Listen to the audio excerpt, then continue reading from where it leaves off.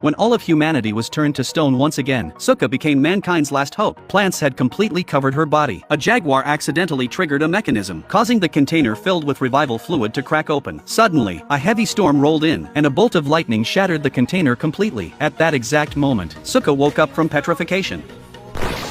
Sukha recalled everything that happened before humanity was turned to stone, and realized that Senku Ishigami's plan had succeeded. Excited to reunite with everyone, she quickly rushed out to find them, but then she discovered that Senku and the others were still trapped as stone statues. She was the only one who had awakened, so Sukha began searching everywhere for revival fluid. Because her eyesight was blurry, the first thing she searched for was her lost melon helmet, since the lens fragments attached to it helped her see clearly. But after searching all around, she realized that nobody had any revival fluid left. Sukha slowly started losing hope, and her stomach kept growling from hunger. Thinking she might eventually starve to death, she finally broke down in tears. But then she suddenly remembered something. Senku had once started everything alone too, moving forward step by step through his own determination. The moment she thought about that, Sukha regained her courage. She built herself a small camp, and turned the watchtower into her home. After that, she began gathering all of her friends' stone statues. Because of her tiny size, carrying them was extremely difficult. At one point, she even accidentally tore off Jinro's arm. Luckily, she managed to glue it back on, otherwise the damage would have become irreversible after weathering. The statues positioned lower on the ground were even harder to transport. She started wishing she could ride a motorcycle instead, so she built a small cart using old tires. With proper tools, moving the statues became much easier. After working tirelessly for a long time, she finally managed to gather almost everyone's statues together. And then, Sukha noticed a piece of paper attached to Senku. When she opened it, she discovered it contained the formula for making revival fluid. The hope she had nearly lost instantly came back to life. Believing she still had a chance to see her friends again, Sukha burst into tears of joy.